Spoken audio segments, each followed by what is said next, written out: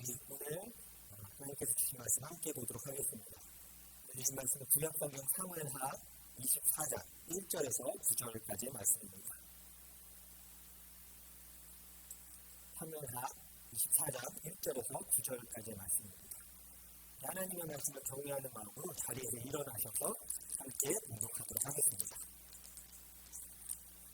한 목소리로 봉독하겠습니다. 주님께서 다시 이스라엘에게 진노하셔서 백성을 치시려고 다윗을 부추기셨다. 너는 이스라엘과 유다의 인구를 조사하여라. 그래서 왕은 데리고 있는 군사령관 요압에게 지시하였다. 어서 단에서부터 브엘세바에 이르기까지 이스라엘의 모든 지파를 두루 다니며 인구를 조사하여서 이 백성의 수를 나에게 알려주시오. 그러나 요압이 왕에게 말하였다. 임금님의 주 하나님이 이 백성을 지금보다 100배나 더 불어나게 하여 주셔서 높으신 임금님께서 친히 그것을 보게 되시기를 바랍니다. 그러나 높으신 임금님께서 어찌하여 감히 이런 일을 하시고자 하십니까? 그러나 요압과 군대 사령관들이 더 이상 왕을 설득시킬 수 없었으므로 요압과 군대 사령관들이 이스라엘의 인구를 조사하려고 왕 앞에 떠나갔다. 그들은 요단강을 건너서 갓 한가운데 있는 성읍인 아로엘 남쪽에서부터 인구를 조사하였다. 그 다음에는 야스의 성읍 쪽으로 갔고 그 다음에는 길르아스를 거쳐서 바팀 호시 땅에 이르렀고 그 다음엔 다냐안에 이르렀다가 거기에서 시돈으로 돌아섰다. 그들은 또 두로 요새에 들렸다가 히위 사람과 가나안 사람의 모든 성읍을 거쳐서 유다의 남쪽 브엘세바까지 이르렀다. 그들은 온 땅을 두루 다니고 9달 20날 만에 드디어 예루살렘에 이르렀다.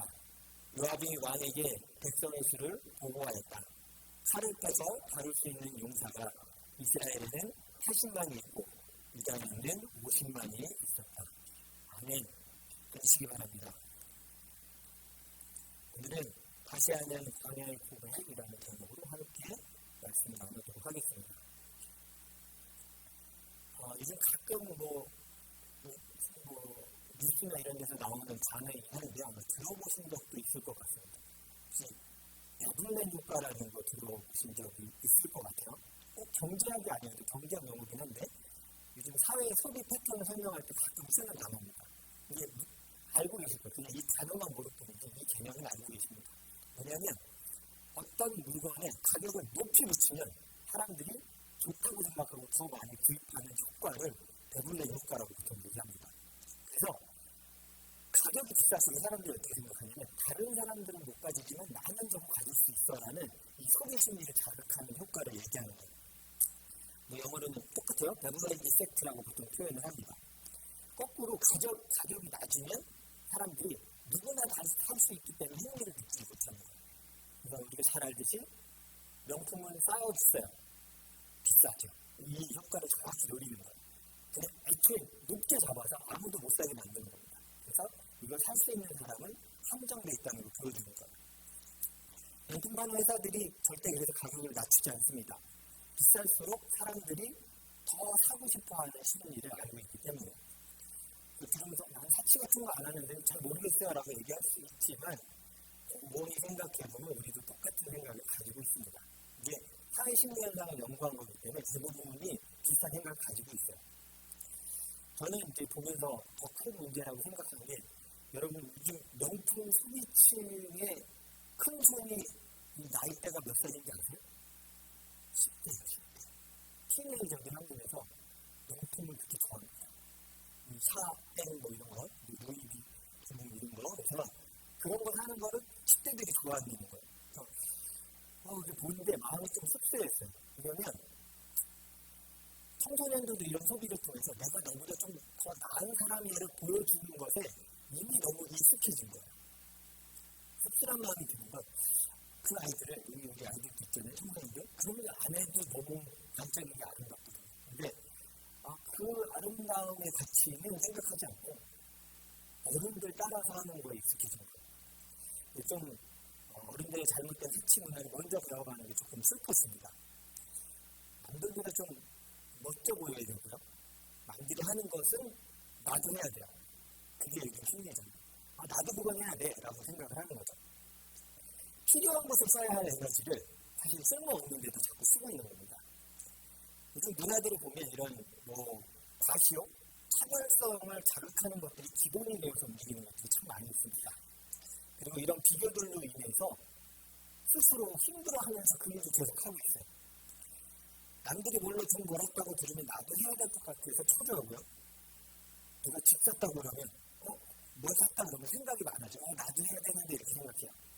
내가 조금만 뒤처지는 것 같으면 불안하고 힘들어합니다. 그래서 이렇게 생각하죠. 나도 뭔가 이 세상의 흐름에 타야 될 것 같아.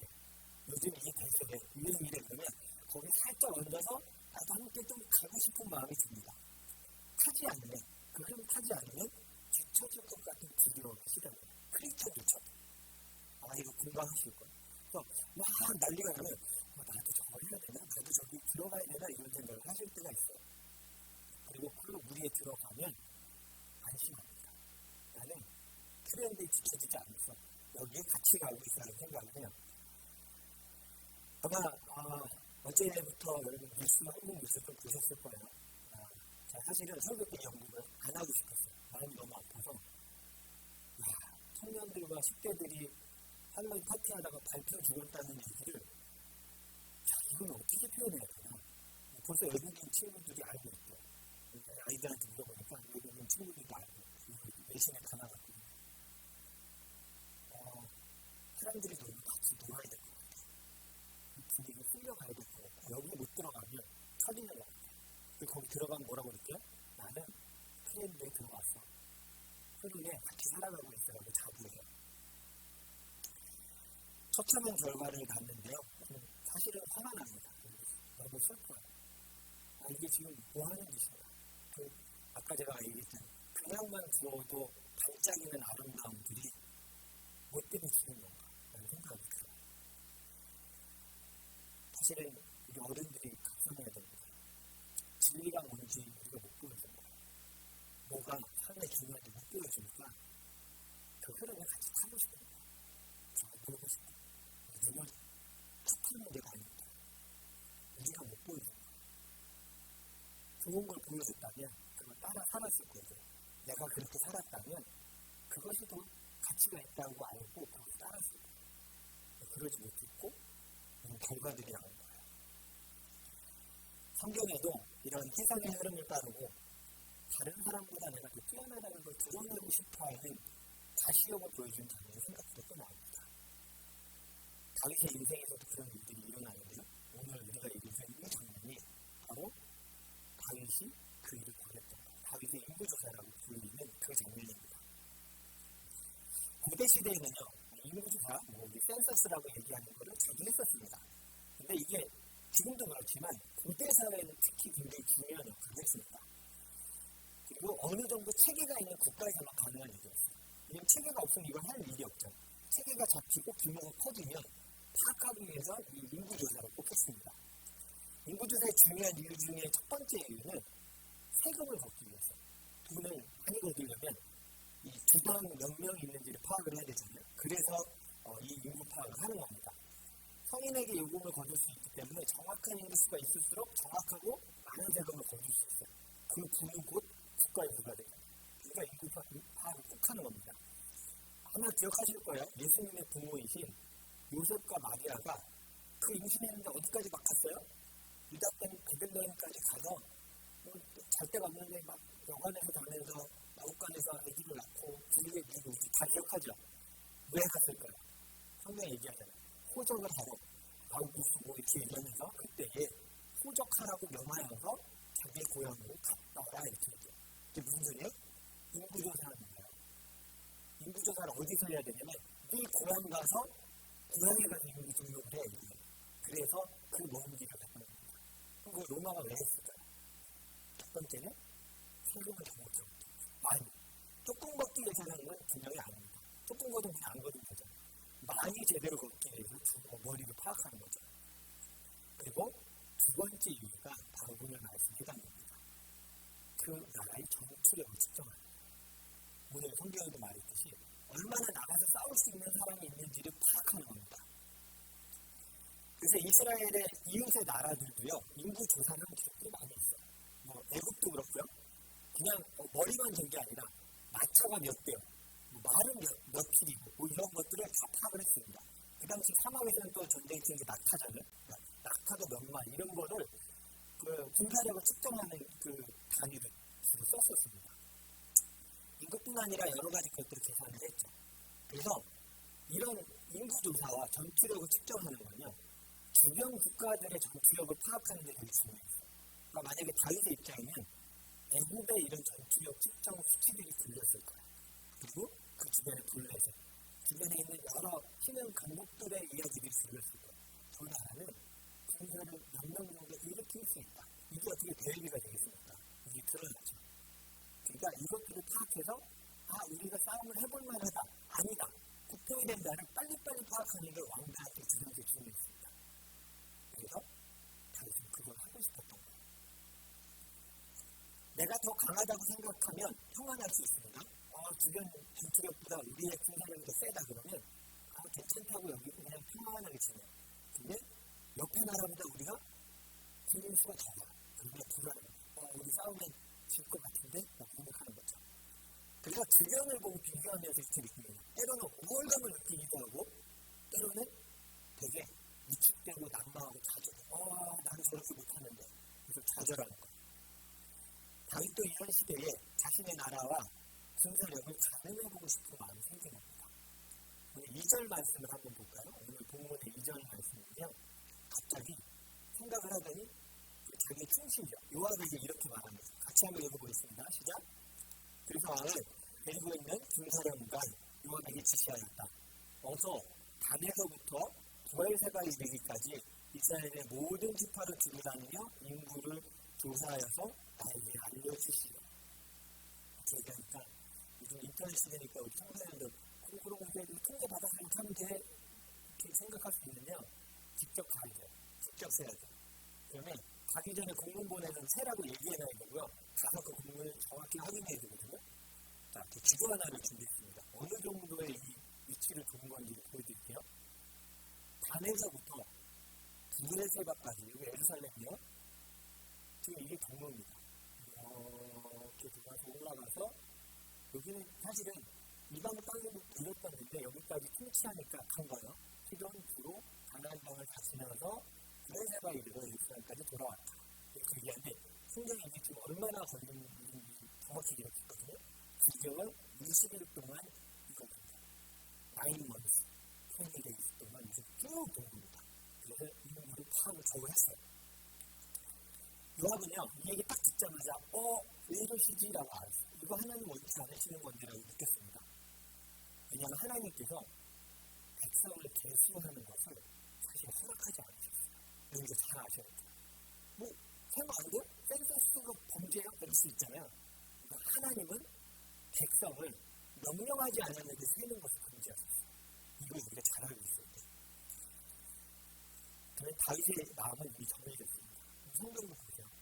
요압과 군대 장관들이 마음을 돌이키려 하였으나 이미 마음이 굳어졌고 그냥 하라고 자꾸 얘기합니다. 그래서 그들이 이 9개월 동안 돌기 시작한 겁니다. 이것을 성경을 잘못 보면 하나님께서 다윗을 계속 건드려받고 가만히 있는 애를 이렇게 만든 거 아니야 이렇게 생각할 수 있는데요. 그럴 때 똑같은 내용을 다른 성경에서 어떻게 얘기하는지 보면 좀 쉽습니다. 역대상 21장 1절이거든요. 똑같은 얘기를 역대상에서는 이렇게 얘기합니다. 같이 읽어볼게요. 시작. 사탄이 이스라엘을 치려고 일어나서 다윗을 부추겨 이스라엘 인구를 조사하게 했다. 사무엘하에서 이렇게 안 나와요. 근데 그 주체가 누구예요? 사탄이 지금 시험하고 있는데 하나님께서 다윗이 하나님에게 마음이 떠난 걸 알고 내버려 두신 거예요.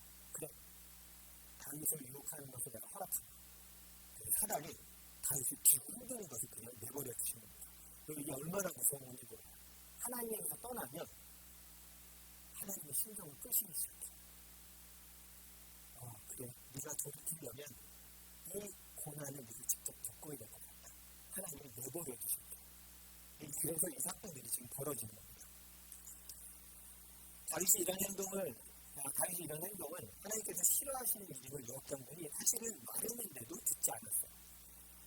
하나님의 율법을 주실 때요, 모세에게 율법을 주실 때 우리가 꼭 기억해야 될 이 인구조사에 대한 법을 주셨었습니다.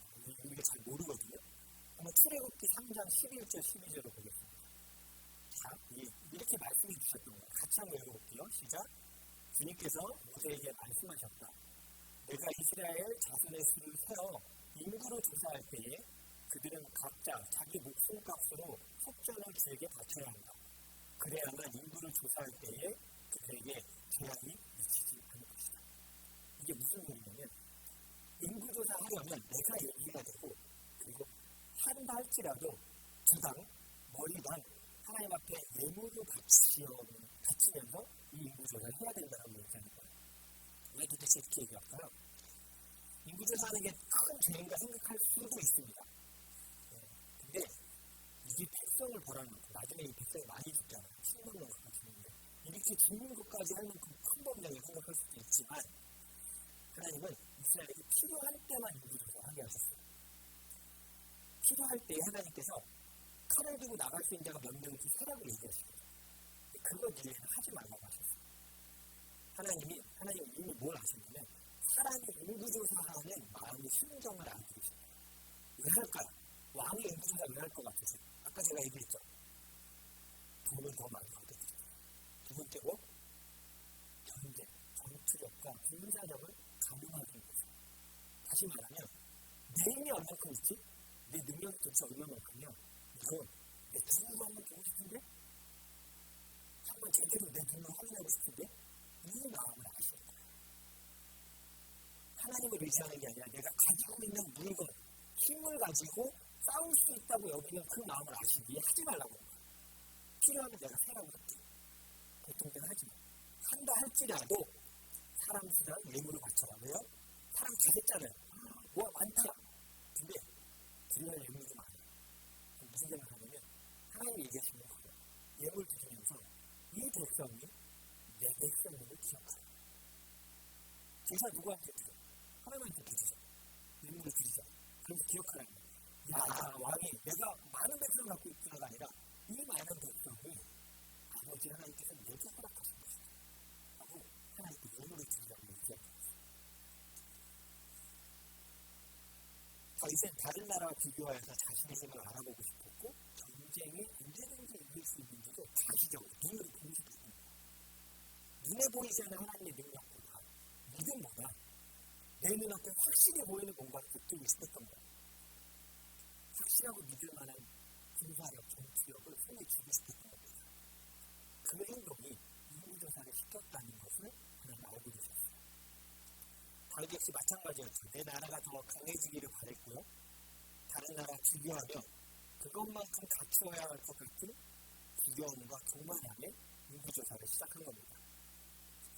다시 말하면 하나님이 아닌 다른 대비책을 의지하는 모습이 인구조사인 거예요. 함께 말씀 하나를 좀 보겠는데요. 사무엘상 17장 46절에서 47절입니다. 그냥 한번 읽어볼게요. 아무 얘기 안 하고 읽겠습니다. 자, 한 목소리로 읽겠습니다. 시작. 주님께서 너를 나의 손에 넘겨주실 터이니 내가 오늘 너를 쳐서 내 머리를 베고 블레셋 사람의 죽음을 모조리 공중의 새와 땅의 들짐승에게 답으로 주어서 온 세상이 이스라엘의 하나님을 알게 하겠다. 또 주님께서는 칼이나 창따위를 쓰셔서 구원하시는 것이 아니라는 것을 여기에 모인 온 무리가 알게 하겠다. 전쟁에서 이기고 지는 것은 주님께 달린 것이다. 주님께서 너희를 모조리 우리 손에 넘겨주실 것이다. 이 마이크 잘 들리나요? 지금 읽은 이 말씀이 혹시 누가 언제 한 말씀인지 좀 아시겠어요? 맞춰보세요. 여러분 아세요? 같이 읽었거든요.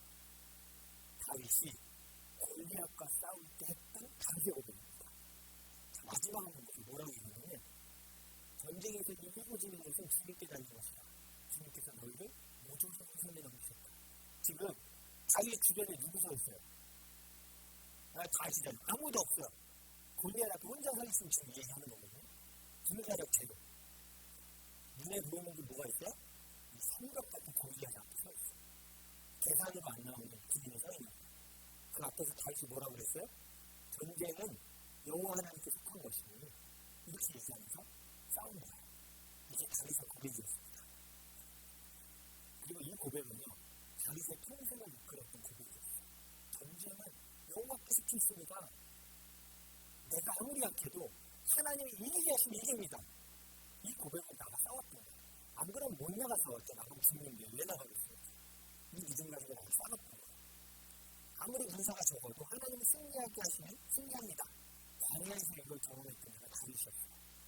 그런데 지금 인구조사하는 다윗의 마음을 이겨는 다 비교했어요. 전쟁은 하나님께 속한 것이니 주님이 좋으시면 이기십니다라는 그 고백이 없어집니다. 그리고 뭐가 있어요? 군사력이 강하다. 내 백성이 많다면 전쟁을 승리할 것이다. 믿음의 고백이 사라져버립니다. 이 인구조사는요, 그냥 조사한 문제가 아니라 그의 평생을 버텼던 이 고백이 어느 순간 싹 사라진 거예요. 나 능력도 있고 재력도 있고 할 줄 아는 것도 많고 별로 아쉬움이 없어. 별 문제가 아닌 게 아니라 모든 삶의 이 의지가 하나님께 있다는 것을 잃어버리는 순간 처참한 상황이 됐고 나만 모르는 거예요. 갖고 있는 게 많아서 나만 모르는 거지 지금 처참한 상황이 된 거예요. 믿음의 고백이 사라진 거예요. 삶은 하나님께서 이끄시는 것이라고 믿음의 사람들이 보통 고백을 하죠. 삶은 하나님이 도우시고 하나님이 이끄시는 겁니다. 그렇게 고백하는데 그래도 이렇게 또 고백해요. 행동으로는 그래도 돈이 세상에서 제일 의지할 만한 거야. 무엇을 드리고 있습니다. 하나님만이 날 도우십니다라고 막신한 고백했는데 교회를 떠나는 순간 그래도 제일 세상에서 의지할 만한 건 눈에 보이는 돈이지. 그게 있어야 통장 잔고증이 있어야 내가 좀 평안하지. 라는 고백으로 쑥 바뀝니다. 그러면 선택해요. 어떤 신앙 고백이 될 건지. 전쟁은 여호와께 속해 있습니다라고 고백할지. 아니면 그래도 이 땅에 눈에 보이는 힘이 있어야 내가 살아갈 수 있을지라고 내가 어떤 걸 선택해야 됩니다. 하나님이 이런 다윗의 마음을 보시고 징계하시는 거예요. 그냥 너는 쉽게 이게 아니라 너의 고백은 어디가? 내가 그렇게 사랑하던 너의 그 고백은 도대체 어디가 아니야? 전쟁이 나에게 속해 있다고 얘기하고 맨몸으로 뛰쳐나가는 너는 어디? 다윗아, 너는 지금 어디에 있는가? 이거 하나님 안타까운 마음 보시고 하나님 눈물 흘리면서 이 심판하셨을 거야. 내가 너무 사랑하는 다윗이 변한 거야. 너의 그 사랑, 나를 향한 사랑은 어디 갔고 나를 향한 그 고백이 도대체 어디에 갔냐. 이런 다윗을 징계하시고 가성비자로 불리셨어요. 그 징계에 참 너무하는 자비한 것 같아요. 징계의 방법도 세 개 중에 고르래. 어떤 걸 택할래? 쫓겨갈래? 아니면 전쟁을 받을래? 아니면 전염병을 받을래? 전염병을 택합니다. 제가 사람에게 이방 사람에게 당하는 것보다는 하나님에게 벌을 받겠습니다. 그리고 이 징계를 택합니다. 그래서 성경은 또 얘기하거든요. 아까 어디서부터 어디까지 다니면서 인구 파악하라고 했어요? 지도 한번 보여주실래요? 아까 지도요? 아까 지도 한번 보여주세요. 아까 지도 단에서부터 구엘세바까지 이루면서 인구 세라고 그랬죠. 성경 뭐라고 그러냐면 단에서 구엘세바에 이르기까지 천사가 쳤대요. 단도 다치면 그러면서 7만 명이 한번 됐으면 죽어나갑니다. 다윗이 사실은 이렇게 치기 전에 이미 회개를 시작을 했어요. 깨달았어요. 우와, 내가 생각해보니까 제가 보기엔 아마도 성경 뭐라고 표현하냐면 인구조사를 마친 후에 다윗이 이것에 대해서 좀 후회했다라고 얘기를 합니다. 가책을 받았다 이렇게 얘기해요. 나라가 강해지고 가진 것이 많아지자 자신이 하나님이 아닌 다른 것을 의지하던 모습을 그제서야 깨달은 거예요. 그런데 이미 문은 엎질러졌어요. 조사 다 끝났거든요. 보고했잖아요. 아까 보고 잘 보셨어요? 분명히 인구세라고 했는데 한번 그 말씀 한번 보여주시겠어요? 본문 말씀 맨 마지막 9절을 한 번만 보여주세요. 자, 인구세라고 보거든요. 요압이 어떻게 보고 왔는지 잘 보세요. 다윗이 신중을 알았어요. 다윗이 뭘 듣고 싶어 하는지 얘기할 거 아니에요. 자, 9절 읽어보겠습니다. 시작. 요압이 왕에게 백성의 수를 보고하였다. 칼을 빼서 다룰 수 있는 용사가 있어야 되는 80만이 있고 이거는 50만이 있어요. 인구세라고 그런 거잖아요. 그죠? 근데 보고 어떻게 해요? 칼을 뺄 수 있는 사람이 없는 거예요. 이제 의도를 아시겠죠? 다윗이 기다렸던 대답해주는 거야. 요압은 너무 싫었는데 성경 보면 요압이 메기기타랑 그냥 빼버렸어요. 그리고 개세가 안 났어요. 그리고 보고 나서 듣고 싶은 얘기 해준 거야. 듣고 싶은 얘기 들으십시오. 이만큼 있습니다. 이걸 진정만에서 얘기했겠죠. 다윗은 이 얘기를 듣고 싶었어요. 당시의 문화를 좀 됐습니다. 이러고 전쟁이 너무 계속했습니다가 고백했던 그 광야의 고백이 다윗은 사라졌어요. 그 진상을 체크하고 싶은 거예요. 내가 얼마나 잘 살고 있는지, 남보다 나은지, 남보다 더 나은 거 갖고 있는지, 그래서 우월감을 가지고 살아도 되는지를 확인하고 싶었던 거예요. 하나님 그거 치신 거예요. 너 나 빼고 도대체 뭐가 더 필요해? 뭘로 너의 삶에 우월감을 찾으는 거야? 그걸 치신 거야. 천사가 전염병으로 치면서 여부수사는 아라우나의 타작마당까지 왔다고 얘기했어요. 성경 제가 지도를 하나 준비했거든요. 지도를 보면 어느 정도까지 가까이 쳤는지를 다 몰라요. 자, 여기 다윗성입니다. 우리가 보통 다윗성 얘기하면 이 정도 작은 성을 얘기하는 거예요. 이때는 작았습니다. 나중에 솔로몬 때 이렇게 확정되고 히스기야 때 이렇게 확정이 되겠지만 지금 안 보이는 부분은 히스기야 확정했어요. 다윗 때는 작았어요. 이 타작마당이 어디냐면 이거 보세요. 네, 잘 보세요. 타작마당 자리에 뭐라고 써있어요. 이거 보세요. 이 자리가 나중에 무슨 자리가 되냐면 솔로몬이 성전을 세우는 자리가 됩니다. 그러니까 지금 천사가 치면서 어디까지 왔냐면 예루살렘 들어왔어요. 그 성 앞까지 온 거예요. 다 죽게 생긴 거예요. 거기서 멈추게 하신 거예요. 됐다. 거기까지만 멈추고. 그리고 뭐라고 선지자를 통해 명령하시냐면 저 타작마당에 올라가서 여호와께 제사를 드려라. 주님, 제가 잘못했습니다. 좀 용서해 주십시오. 제사 드리라. 다윗이 저기 올라가서 거기 있는 소와 이렇게 수레 같은 거 나무 부숴갖고 거기서 제사를 다시 드립니다. 그리고 재앙이 멈춰졌어요. 하나님이 저기까지 오셔서 제사를 다시 원하셨을 거예요. 하나님이 원하셨던 건 다윗이 진심으로 드리는 그 제사를 다시 결정하셨던 거예요. 아무것도 가진 것 없음, 되게 볼품없었던 광야일 때 드렸던 제사를 하나님 그걸 기억하시는 거예요. 너는 그 군사력이 문제가 아니라 너한테 그때 네가 드렸던 그 광야의 예배를 난 받고 싶다.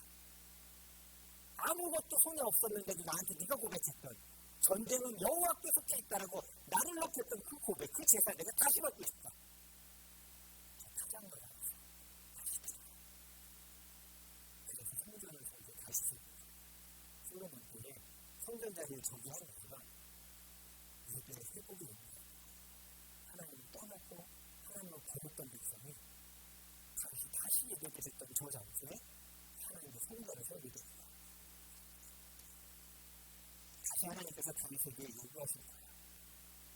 하나님 앞에 예배하고 순전한 마음으로 예배하던 그 예배를 회복하라고 얘기했습니다. 다윗은 자신에게 힘이 생기니까 자랑하고 싶었습니다. 다른 왕들은 가지지 못한 것을 가졌다고 세상에 외치고 싶었어요. 그런 군사들이 있기에 강하고 승리할 것이라고 착각한 거예요. 다윗은 아무것도 없었을 때에, 자기가 아무것도 안 가졌을 때에 하던 고백을 기억해야 했습니다. 어떤 고백이었냐면 이거예요. 내가 의지할 분은 뭐지? 하나님 한 분이십니다. 하나님 이거 듣고 싶어요. 이걸 잃어버린 다윗은 얘기합니다. 너에게 의지할 것이 너무 많구나. 나는 어디에 있느냐. 그 예배를 회복하라고 얘기했어요. 그 마음으로 하나님께 예배드리며 다윗을 기다리셨습니다. 여러분 이 인구조사는요, 다윗이 하나님만을 합당한 자였지만 평생을 살면서 크게 범죄했던 두 가지의 범죄를 꼽으라고 얘기했어요. 바세바를 범한 일과 이 인구조사부터 그만큼 큰 일이 있어요. 그냥 마음을 잃어버린 것이기 때문이었어요. 인구조사가 아니라 하나님을 의지하지 않고 다른 것을 의지하고 살아가는 다윗을 향해 하나님이 분노하실 겁니다. 하나님이 시키지 않은 일들에서는 하나님이 아는 다른 의지할 것들이 많다는 불신앙의 고백이었기 때문입니다. 이제 설교를 마무리하려고 합니다. 우리는 삶에서 무엇을 의지하며 살아갑니까? 다윗이 연약할 때 고백했던 전쟁은 여호와께 속해 있습니다라는 고백을 우리는 다시 할 수 있습니다. 아니면 내게도 하나님 이외에 눈에 보이는 의지할 만한 것들이 많이 있습니다라고 고백하며 또 그것을 갖고 싶어 힘들어하고 있지는 않습니다. 나도 누구처럼 편안하게 살고 싶고 나도 누구처럼 안락한 삶을 보장받고 싶고 보장된 노후를 갖고 싶고 이런 비교하는 마음은 우리의 삶에서 하나님의 설자리를 뺏어갑니다. 어떤 것이 있어야 내 삶이 완성될 것처럼 하나님처럼 그 마음을 뺏습니다. 나도 이 땅의 사람들처럼 갖추고 살아야 잘 사는 것처럼 느낄 때가 있습니다. 설교를 잘 들으셔야 돼요. 제가 그런 거 필요 없다고 얘기하는 거예요. 다 쓸모없으니까 다 버리고 주를 알는 것도 따르라 지금 얘기하는 게 아닙니다. 그것이 이게 삶의 목적이 되는 안 되는 거죠. 그런 것을 내가 가장 의지하는 것이 그것이 돼서는 안 됨을 우리 성경에 얘기하고 있어요. 하나님은 다윗에게 그러셨던 것처럼 오늘 우리에게 광야의 고백을 듣고 싶으십니다. 우리에게도 광야의 때가 있었죠. 아무것도 눈에 안 보일 때 하나님도 주님밖에 없습니다. 좀 살려주세요. 그 믿음의 고백을 다시 듣고 왔어요. 아무리 풍요해졌어도 아무리 많이 갖고 있어도 하나님에게 그런 한계가 없습니다.